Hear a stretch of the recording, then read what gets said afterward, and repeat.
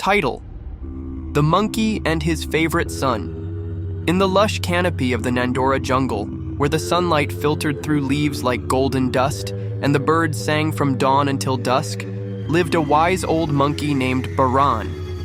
He had thick gray fur from age and a calm demeanor that made all the younger monkeys listen when he spoke. But among all his children, there was one he favored above the rest, his youngest son, Timo.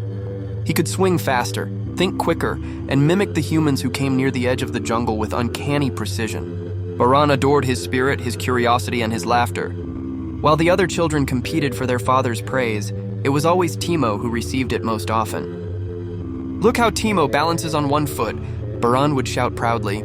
The others, Lulu, Raka, and old shy Nomi, often exchanged glances but said nothing. The rivers shrank into trickles and the trees bore no fruit.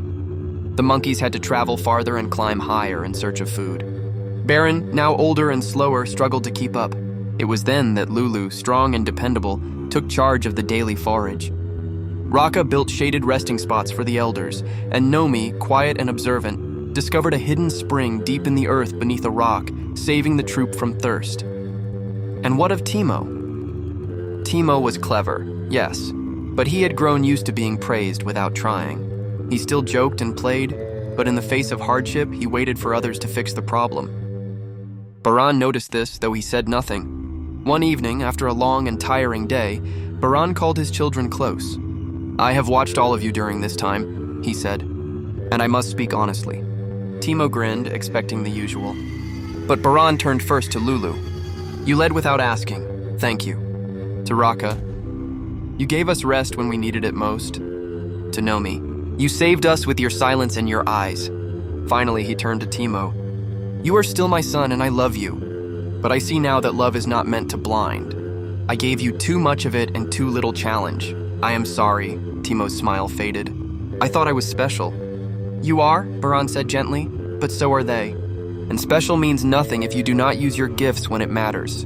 Timo lowered his head. That night, the youngest son sat alone, thinking long into the dark. And when morning came, he rose earlier than anyone else and went out to search for food on his own. The drought eventually passed and the jungle bloomed again. And though Baran grew slower still, he smiled more often, because now all his children shone in their own light. And Timo, once only the favorite, had become something more, a son who had learned to deserve his father's pride. Moral: love given freely is precious, but love earned through growth is everlasting.